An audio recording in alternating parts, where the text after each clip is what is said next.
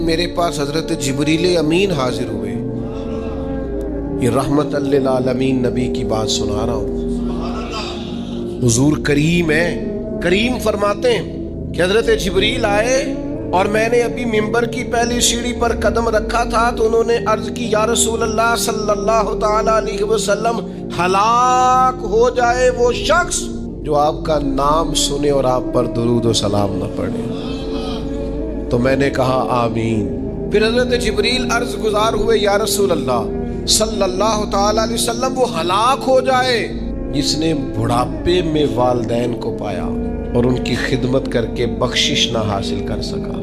میں نے کہا آمین. اور کریم فرمانے لگے پھر حضرت جبریل نے عرض کی یا رسول اللہ ہلاک ہو جائے وہ شخص جس کو زندگی میں رمضان ملا، جس کو اس ماہ نور و سرور شہر رمضان الذی انزل فیہ القرآن، رمضان کا وہ مہینہ جس میں ہم نے قرآن نازل کیا، جس کو ماہ مبارک، ماہ نور و سرور، ماہ طیب، ماہ مبارک رمضان ملا، پھر وہ اپنی بخشش نہ کرا سکا، وہ ہلاک ہو جائے. تو حضور فرماتے میں نے بھی کہا آمین. اللہ تعالی ہم سب کو محفوظ فرمائے. میں عرض کر چکا ہوں کہ جب ثواب بھی بڑھا دیا گیا اور جب طاقت بھی بڑھا دی گئی عبادت کی اور جب برکتیں بھی زیادہ ہو گئیں، نعمتیں بھی زیادہ ہو گئیں، رکاوٹ ڈالنے والا، رخنا ڈالنے والا شیطان بھی قید کر دیا گیا، تو اب بھی کوئی شخص اگر توجہ ہی نہ کرے، رجوع ہی نہ کرے، تو پھر اس کے لیے یہ حکم آیا کہ وہ ہلاک ہو جائے، پھر وہ برباد ہو جائے. جب اتنی سعادتیں موجود ہیں، اتنے بندوبست کیے گئے ہیں، جنت کو سجایا گیا. رمضان شریف میں 2-4 کام ضرور کرنے. ایک تو روزہ رکھنا ہے. کچھ ہمارے پنجابی بہانے بھی ہیں، پنجابی بہانے، میں جی مزدوری کرنی ہوندی ہے نہ پھر روزہ تو نہیں نہ رکھ ہوندا. اللہ نے نہیں سی پتا کہ مزدوری کرنی ہے، تو اللہ نے کیوں فرض کیا روزہ؟ ہلکے سے لوگ بیمار ہوتے ہیں، بالکل معمولی سے، کوئی ایسا عذر نہیں، روزہ چھوڑ دیتے. ذرا سی باتیں لے کر لوگ، آپ یقین کریں، اہمیت کو نہیں سمجھتے، اور بعض صرف سست ہیں، غافل ہیں، منہ پھیرے ہوئے. اگر یہ ایک حدیث سمجھ میں آ جائے نا، ترغیب و ترہیب میں اور دیگر کتب حدیث میں بھی موجود ہے، حضور نے فرمایا جس نے رمضان کا ایک روزہ چھوڑ دیا، زندگی بھر بھی روزے رکھے، وہ فضیلت نہیں پا سکتا جو رمضان کا روزہ سے فضیلت اسے ملنی تھی. اتنی بڑی بات ہے، آپ اس کو سمجھ لیں. اتنے سعادت افروز روزے ہیں رمضان کے. تو کوشش کریں، اپنے آپ کو مینج کریں، مینٹین کریں چیزوں کو، اپنی صحت کا خیال کریں. میں تو دوستوں سے کہا کرتا ہوں رمضان سے پہلے جو ایام ہے، پہلے سے بڑھ کر اپنی طبیعت کا خیال رکھیں تاکہ رمضان میں کوئی کسی قسم کی طبیعت میں بھی کمزوری پیدا نہ ہو اور صحیح صحت مندی کے ساتھ انسان رمضان شریف کے روزے گزار سکے. دوسری بات ہے رمضان میں خوب قرآن مجید پڑھنا. شہر رمضان الذی انزل فیہ القرآن، رمضان ہی کا تو وہ مہینہ جس میں قرآن نازل کیا گیا. نبی کریم صلی اللہ تعالی علیہ وسلم رمضان المبارک میں حضرت جبریل امین علیہ السلام کے ساتھ قرآن مجید کا دور فرمایا کرتے. حضور حضرت جبریل کو پارا سناتے اور جناب جبریل نبی کریم علیہ السلام کو سناتے. یہ دور ہوتا ہے قرآن مجید کا. اللہ نے کتنی زیادہ توفیق دی ہے، ہر مسجد میں تراویح میں قرآن پڑھا جاتا ہے. تھوڑی ہمت کریں، تھوڑی کوشش کریں. ہمارے بزرگ فرمایا کرتے تھے ایک پارا گھر میں پڑھا کرو قرآن مجید کا تاکہ تمہیں دیکھ کے بچے بھی پڑھیں، اور ایک پارا مسجد میں تلاوت کیا کرو، اور ایک رات کو تراویح میں 3 پارے روز قرآن مجید کے ہو جائیں گے تو انشاءاللہ تعالی رمضان ختم ہوگا تو 3 قرآن پاک بھی ختم ہو جائیں گے. یہ ارادہ کریں، یہ پروگرام بنائیں، خوب قرآن مجید سے دلچسپی پیدا کریں. تیسرا کام رمضان میں جو کرنے والا وہ ہے کثرت سے استغفار. کچھ غلطیاں نا ہم کرنا نہیں چاہتے، ہم سے ہو جاتی ہیں. کچھ غلطیاں ایسی ہیں جو ہم بڑی کر چکے ہیں لیکن ہمیں یاد ہی نہیں، بھول گئے. کچھ خطائیں ہم سے ایسی سرزد ہوتی ہیں جو لاشعوری میں ہو جاتی، ہمیں سمجھ ہی نہیں ہوتی کہ یہ خطا ہے اور اتنی بڑی ہے.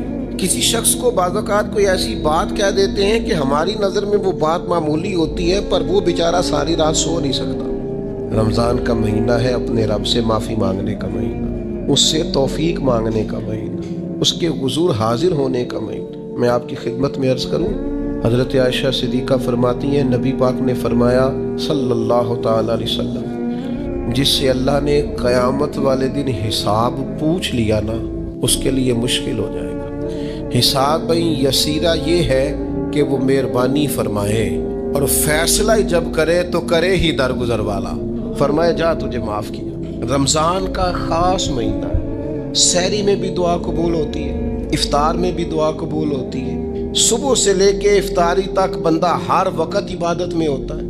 تراویح کے بعد بھی دعائیں مانگے تو وقت قبولیت کا ہے۔ میرے بھائیوں، رمضان کی راتیں بھی قبولیت کی، آخری طاق راتوں کی شان قبولیت کی، لیلۃ القدر قبولیت کی۔ اس دفعہ جھک نہ جائیں اس کی بارگاہ میں سجدے میں، رو رو کے معافی مانگ نہ لیں اس سے۔ ہم برے نہیں ہیں، چاہتے نہیں ہیں، پر ہمارے وجود سے کچھ غلطیاں ہو جاتی ہیں، ہمارے سینوں میں کچھ پچھتاوے ہیں، کچھ من میں باتیں ہیں۔ اس دفعہ اس کے حضور عرض نہ کریں کہ کچھ کمیاں رہ گئی ہیں، دل نہیں کرتا تھا ایسا ہو، پر انجان تھے، نہ چاہتے ہوئے بھی کمزوریاں ہو گئیں۔ رمضان آ رہا ہے، بڑا گولڈن چانس ہے، بڑا خوبصورت موقع۔ بھائیوں، رمضان کی ہر سحری کے بعد رب سے معافی مانگی۔ آپ کو پتہ ہے اتنی بڑی امت مسلمہ لیکن ہر گلی میں کمزور ہے، ہر جگہ رسوائیاں ہمارے ساتھ چمٹی ہوئی ہیں، ہم چاہ کے بھی اپنے بھائیوں کی مدد نہیں کر سکتے۔ میرے پاس ایسے ایسے جوان آتے ہیں جو کہتے ہیں ہمیں بتائیں نا ہم فلسطین کے لیے کیا کر سکتے، ہمیں بتائیں نا۔ یہ ہماری بے بسی، یہ ہماری غلطیوں کا نتیجہ ہے۔ تو خوب استغفار کریں، اپنی کوتاہیوں کی معافی مانگیں۔ رمضان کی ہر صبح میں، ہر شام میں، ہر دن میں، ہر رات مصلی بچھا بچھا کے عرض گزار ہوں کہ مالک تو ہمیں معاف فرما۔ اور میں آپ سے ایک اور بات بھی عرض کروں، شیخ ابو الحسن کو میں پڑھ رہا تھا تو روتے جا رہے تھے، روتے ہی جا رہے تھے، روتے ہی جا رہے تھے۔ ایک شام ان کے کچھ لوگوں نے ان سے کہا کہ حضور اس قدر زیادہ آہوزاری، تو فرمانے لگے میری بس اتنی خواہش ہے کہ جب میں اپنے رب سے ملوں نا تو میرا رب مجھے ناراض نہ ملے۔ تو میں ہر وقت اس لیے تڑپتا ہوں کہ میرے اندر جو کوتاہیاں مجھ سے ہو گئی ہیں میرا مالک وہ مجھے معاف کر دے۔ ہم نے کوشش کی ہے زندگی میں ماں باپ کی خدمت کرنے کی، لیکن نہیں، ہم سے ان کے حق ادا نہیں ہو سکے۔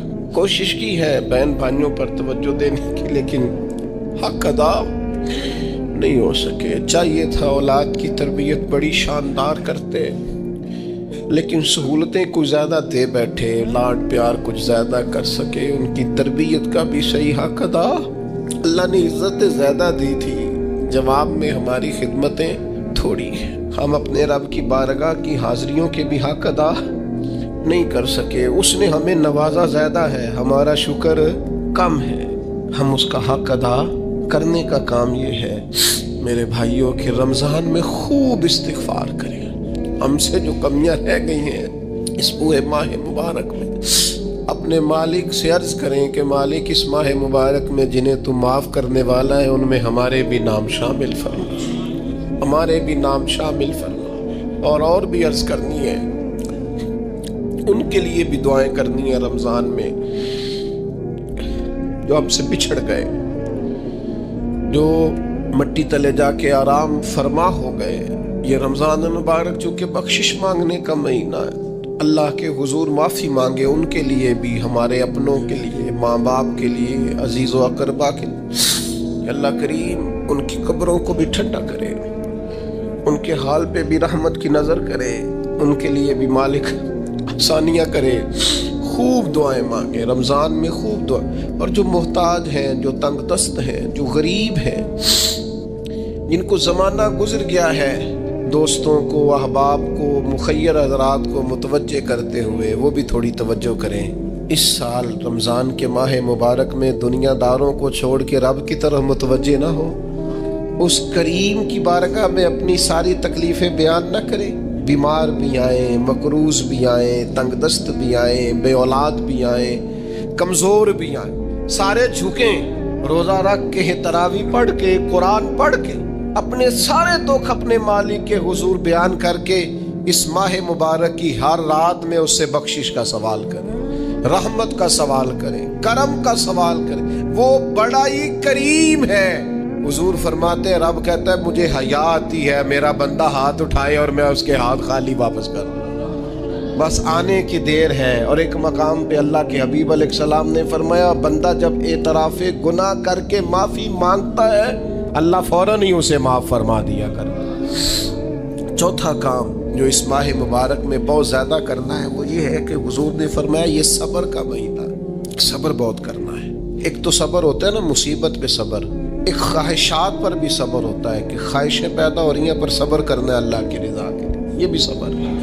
نیکی پر استقامت کے لیے بھی صبر کی ضرورت ہوتی ہے، گناہ چھوڑنے کے لیے بھی صبر کی ضرورت ہوتی ہے۔ آپ کے پاس مواقع موجود ہیں معاذ اللہ برائی کے، لیکن اگر آپ صبر کرتے ہیں اللہ کی رضا پہ راضی رہتے ہیں تو یہ بھی صبر ہے۔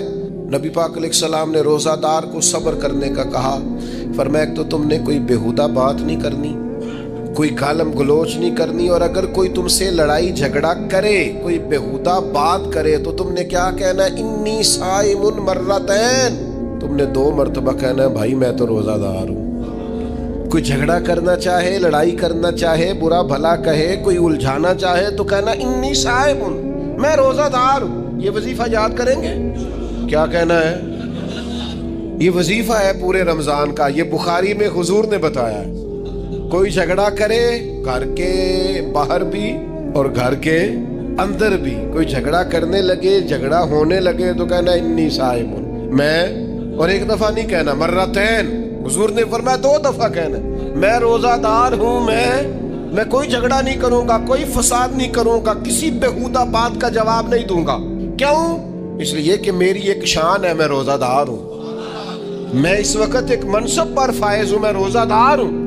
یہ وظیفہ پکانا ہے ہر بیہودہ بات سے ہر جگہ۔ اور حضور علیہ السلام نے فرمایا، یہ بھی بخاری میں موجود ہے، فرمایا جس نے جھوٹ بولنا اور اس پر عمل کرنا نہیں چھوڑا اللہ کو اس کے بھوکا پیاسا رہنے کی کوئی حاجت نہیں ہے۔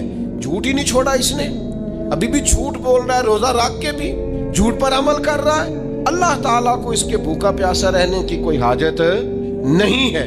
تو روزہ رکھنا ہے، پھر اس کی تھوڑی سی حفاظت بھی کرنی۔ پھر آگے چلیے 5ویں گزارش، نبی پاک نے فرمایا رمضان غم خاری کا مہینہ ہے۔ آپ کو پتہ ہے جو بندہ روزہ نہ رکھ سکے کسی خاص مجبوری کی وجہ سے، بیماری کی وجہ سے، کسی عذر کی وجہ سے، تو قرآن مجید نے کیا کہا ہے وہ ایک مسکین کو کھانا کھلائے۔ روزے کا فدیہ یہ ہے کہ پھر وہ کیا کرے، روزہ نہیں رکھ سکتا تو مسکین کی خدمت کرے۔ شرعی حکم یہ ہے کہ کسی نے اگر روزہ توڑ دیا رمضان کا تو 60 روزے رکھے کفارے میں، 60 نہیں رکھ سکتا تو پھر 60 مسکینوں کو کھانا کھلائے۔ تو بار بار روزے میں مسکین کا ذکر آ رہا ہے۔